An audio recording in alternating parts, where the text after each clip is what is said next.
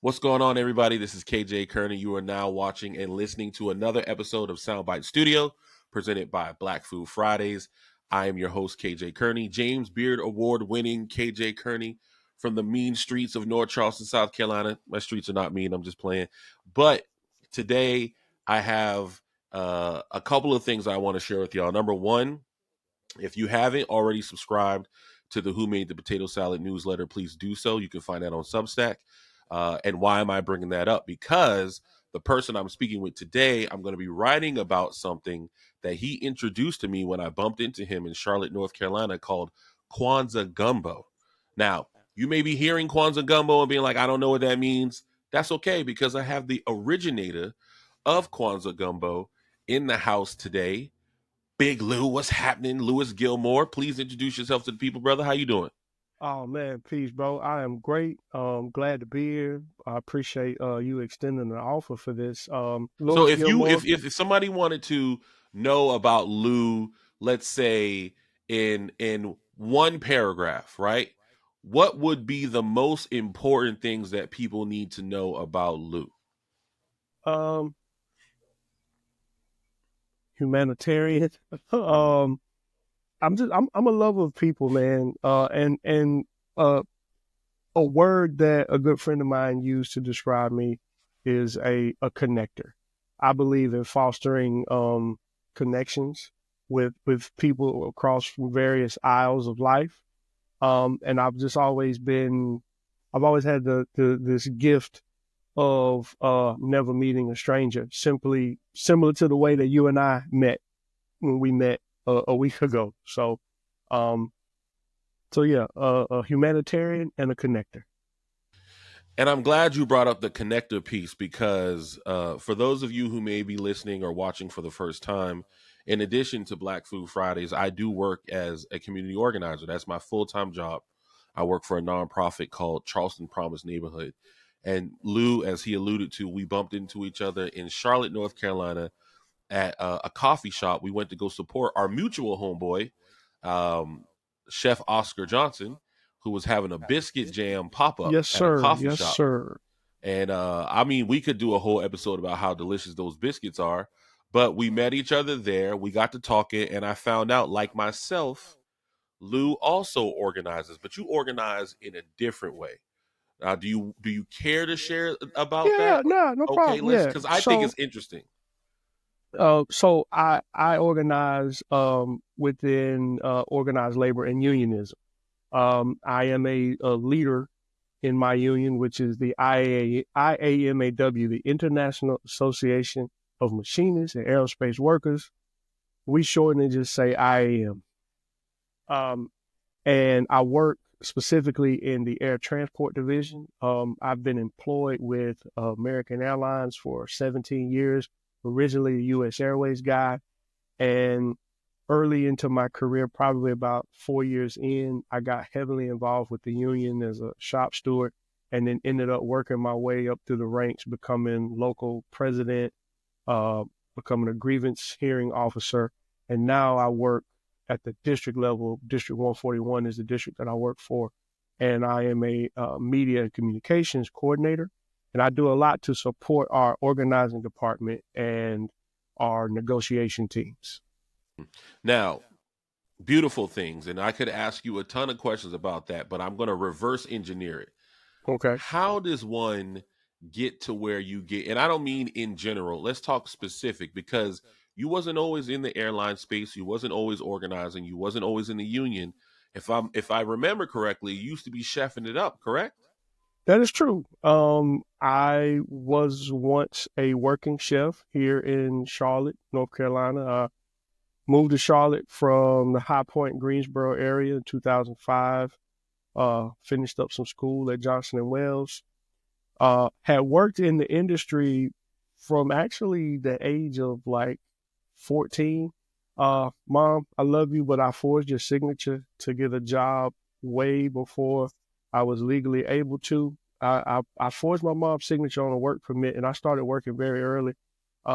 And I always had a job in someone's kitchen, from country club all the way up to my last gig at the Dunhill Hotel.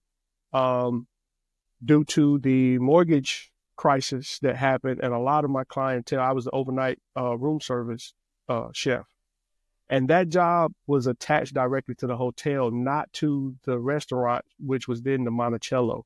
I worked for the hotel because I was an amenity. And '08, mortgage crisis happened. The majority of my clientele were the traveling mortgage folks in the banking industry. They all got put on work from home and or laid off.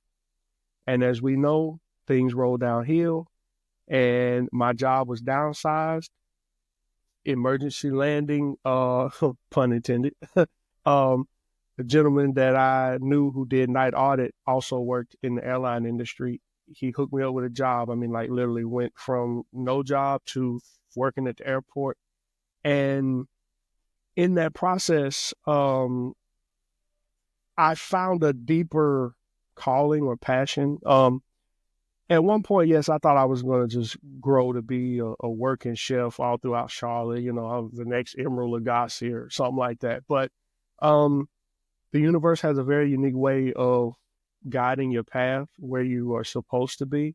And back to my true talent of being a bridge builder and a connector, I found my voice within organized labor and community engagement in that way. So that is how one goes from rocking a chef coat and an apron full time to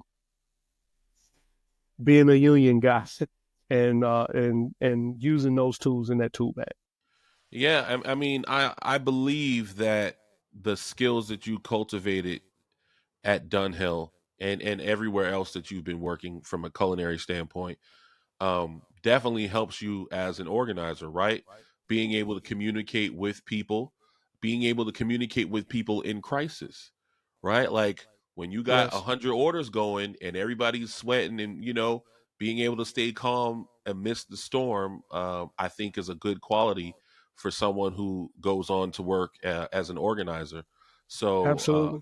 yeah, so for me, I think while at the time you did not see how it all connected, when you explain it that way, it just makes perfect sense, which I think is a very good segue into why we're talking today. Because, we got to talking about Black Food Fridays and organizing and all that other stuff. And then, you mentioned that you make gumbo for Kwanzaa. And I was like, wait, brother, you can't just walk by that. I ain't never heard nobody say they make gumbo for Kwanzaa. So let's start with the origins, right? I don't even want to get into what gumbo is because people can Google if they need to. If they don't know what it is by now, this ain't the episode where you're going to learn. I want to Right. spend my time talking to Lou about number one. Before we get to Kwanzaa gumbo, let's just talk about gumbo for you in general. Was it a thing you were making before you attached it to Kwanzaa, or was Kwanzaa the reason why you decided, I'm going to do some gumbo?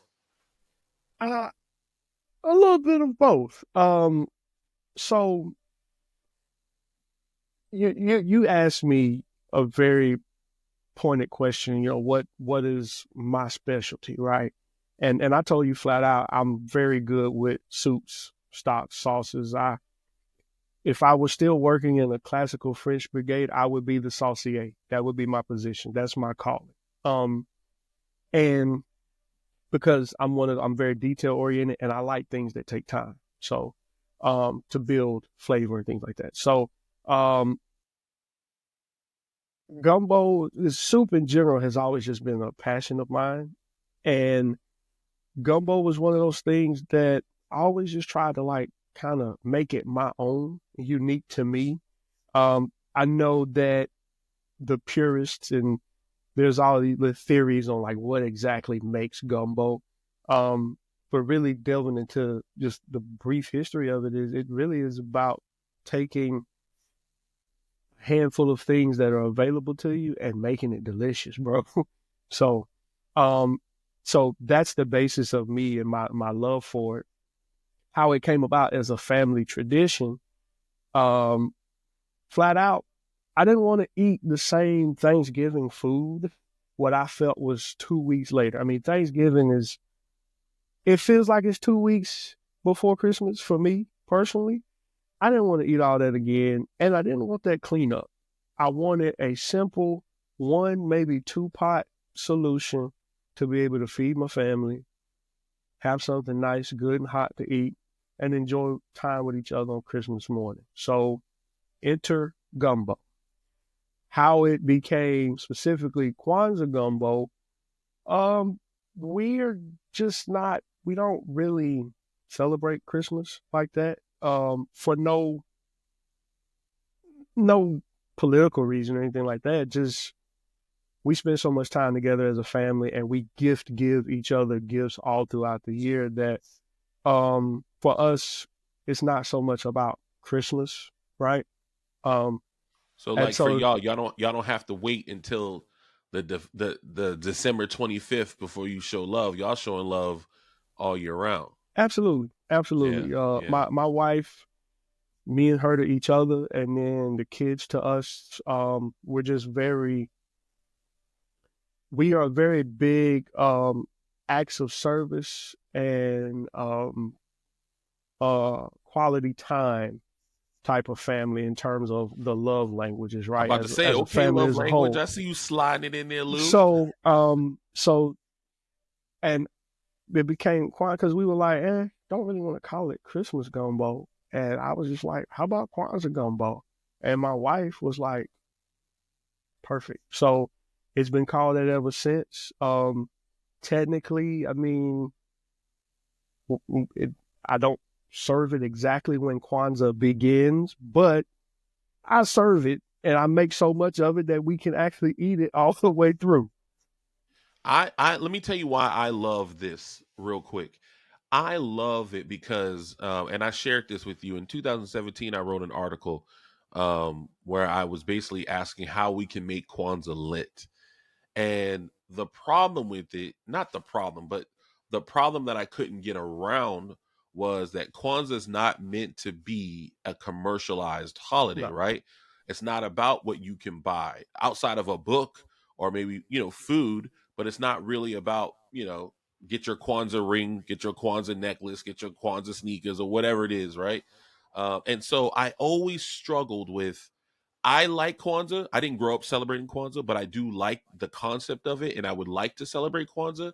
But I also know that all the holidays that we quote unquote take serious, there is some kind of physical component to it, right? Whether it be for Easter, candy and fresh new suits, you know what I'm saying? Or July 4th with fireworks, or Thanksgiving with turkeys, you know what I mean? Mother's Day, flowers, right? The Kwanzaa needed a thing, and when I heard you say the phrase Kwanzaa gumbo, I was like, you got the seven principles. Every principle means something different. You're layering your gumbo, which we're going to talk about how you make your gumbo, right? It's communal. It brings people together. I mean, to me, and gumbo is black as hell. So like to me, Kwanzaa gumbo, if we were gonna make a item, if there was gonna be a physical manifestation of what Kwanzaa means, or a thing you could bring or eat that represents Kwanzaa, I think your gumbo is a great idea. So let's talk about how you make the gumbo, because that was something else that I was enamored with, right? Like how much detail, how much thought you put in it. Because even though your gumbo is seafood based, believe it or not, y'all, he makes it in a way where people who don't eat seafood can still eat it. So let's talk about that, because you start with your base and then walk us through. Yeah. So, well, and the other piece, right? Um, I do believe in not wasting, right? Um, I didn't grow up with a lot, but I can't say I ever lacked.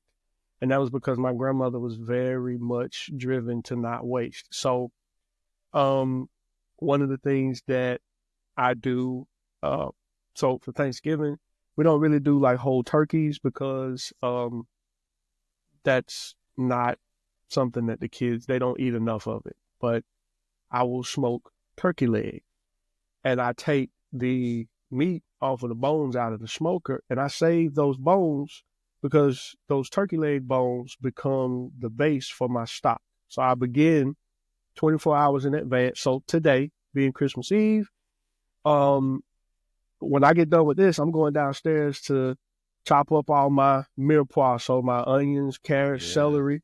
That's the base for the stock. I take those turkey leg bones, um, and I like a very rich stock, so I roast the bones in the mirepoix or the aromatics off, and then slather them with tomato paste and put them back in the oven so they can caramelize. Throw them in a pot, water, uh, peppercorns, some parsley stems and stuff like that. I let that go overnight, and it's kind of like Tom and Jerry. It wakes me up about 8:30 in the morning when I know it's good and done, and I go downstairs and skim, drain everything off, so I have my stock base. Also, while stock is going, I dice and slice my trinity. So onions, celery, bell pepper. Traditional trinity in pretty much any gumbo. And then of course we had a poke, garlic, as they say down in New Orleans. Get that all squared away. So that way in the morning, all I have to do is get my big kettle out the garage and go out in the backyard, and I just start throwing things together. The most intricate part is the roux. That is the one thing that I really have to babysit. Can't walk away from it. But I get my roux going in my big pot, flour, oil. Sometimes I get a little fancy if I really want to throw down. Instead of oil, I use ghee, clarified butter. So Come on, somebody. um, and I like to push my roux past traditional limits. A lot of people will get their roux to like a peanut butter stage. So for those listening, when you a roux is equal parts of fat and flour cooked together, right? So as a thickening agent. There's a blonde roux when it first starts. Then it kind of goes a little caramel, you know, and then peanut butter. So as you cook the flour in the roux, it darkens.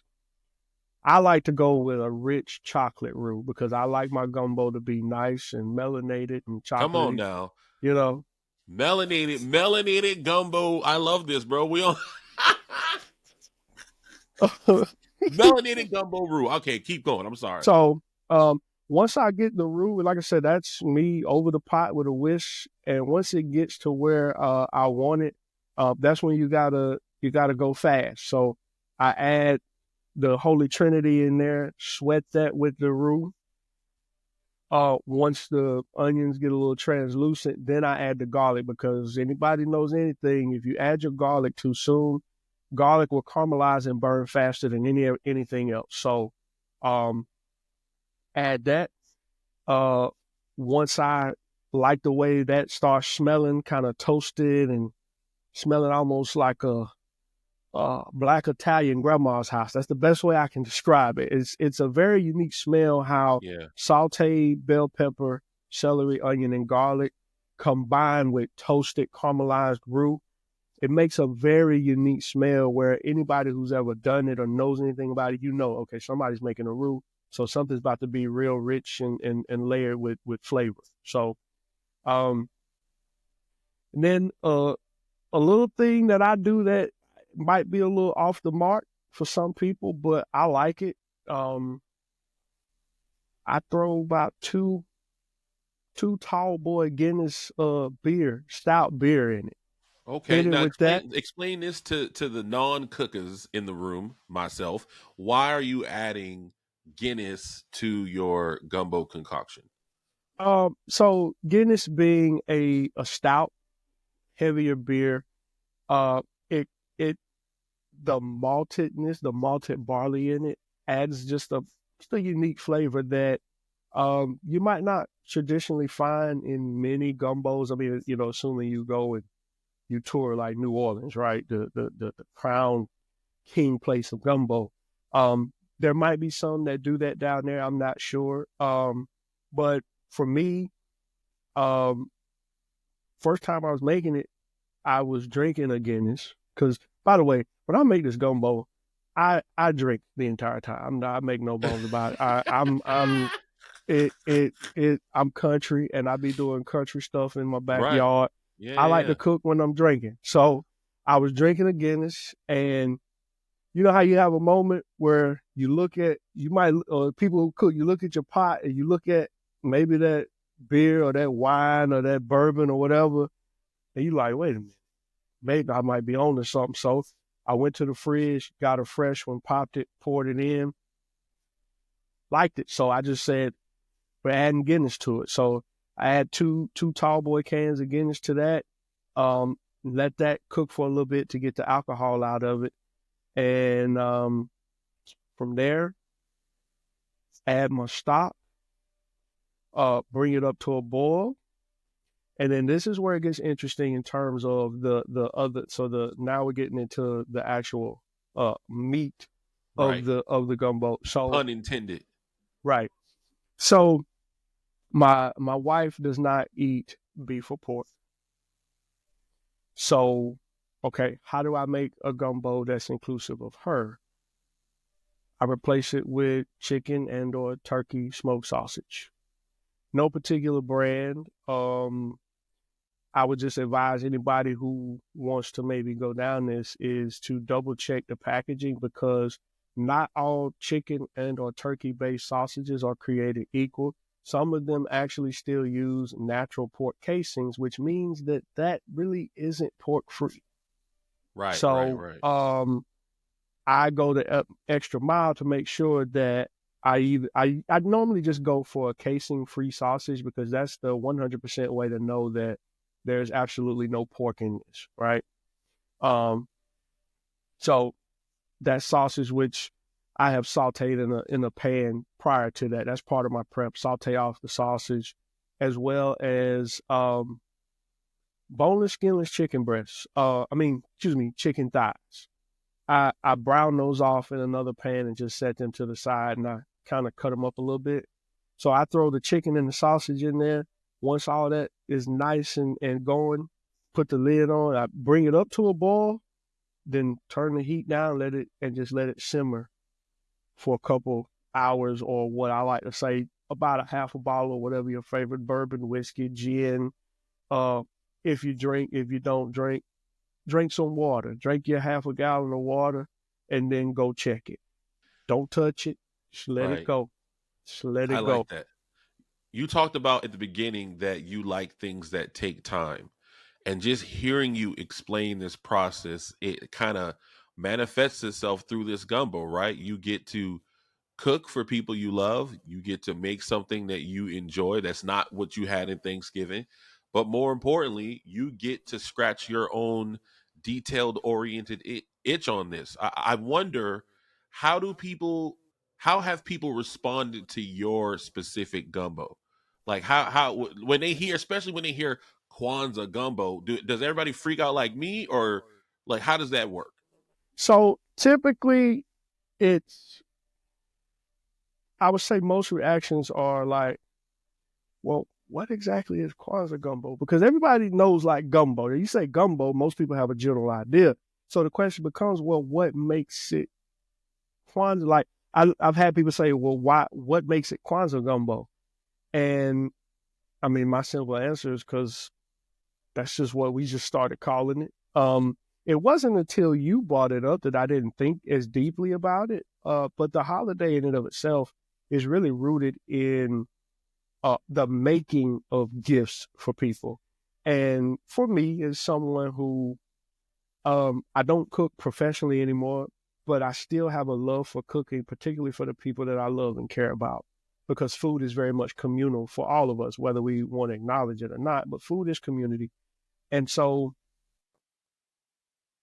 I, most people are inquisitive to want to know what makes it Kwanzaa gumbo. And then what generally happens is, because it has grown, it started as a stovetop pot of gumbo that turned into, I got to make this in the backyard, because over the years, the list of gumbo recipients has grown, because I save, I have people, okay, 2 bowls for my man Mike, 2 bowls over here, two.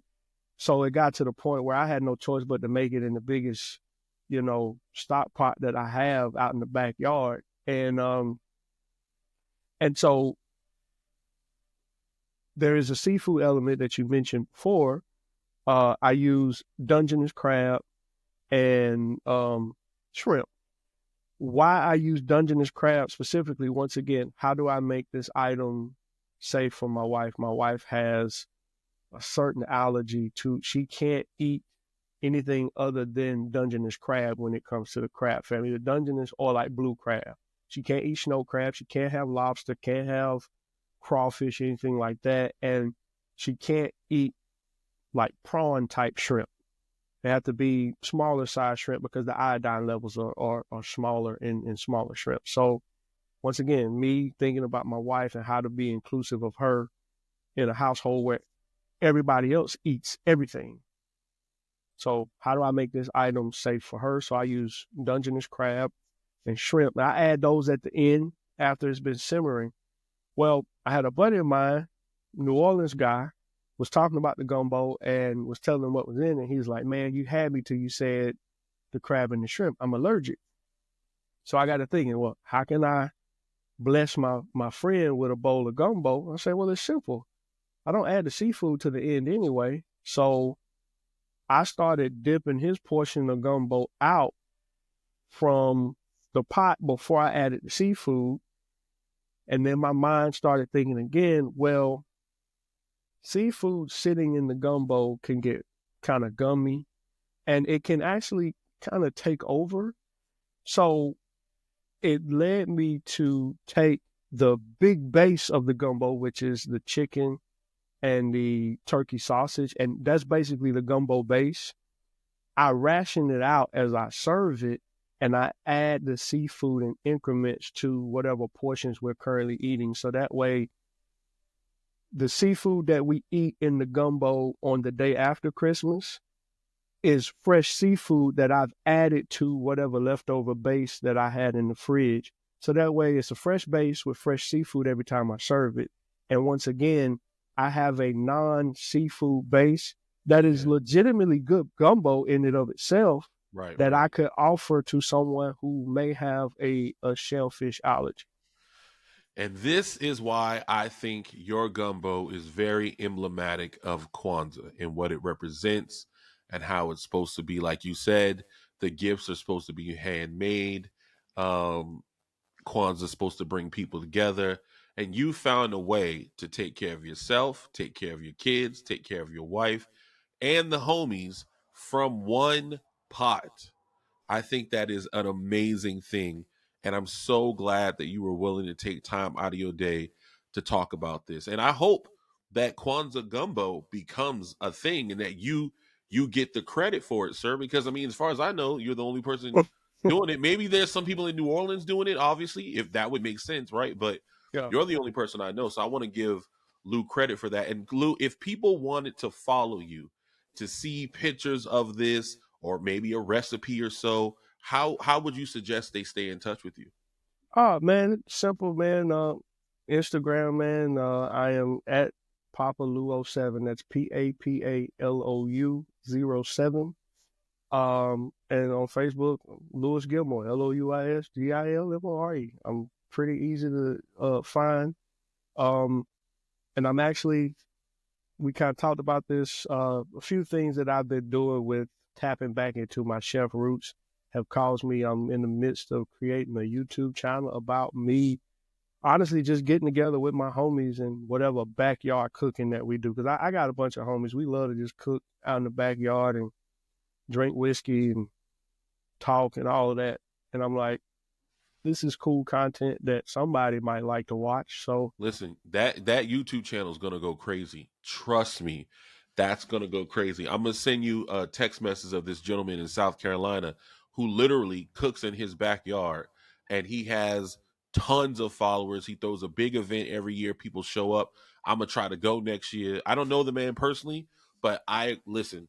I mean, if my word means anything, I think that you gonna have a hit on your hands, brother. One, you just have a great spirit, great personality, and thank you. two, there is content for everyone. And there are a lot of people who are on the internet and also country and want to see people cooking in the backyard and shooting the shit. So I mean, I think you got a hit on your hands. Absolutely. And at the end of the day, man, I do a lot of things for work, right? Um, I just want to do shit that I like to do and just have fun. And one of those ways is cooking for people that I love and care about, and telling some jokes and drinking a little whiskey or whatever while I'm doing it. So Well, yeah, if y'all don't mind, please make sure you follow Lou. Obviously, you can follow me at Black Food Fridays on Instagram.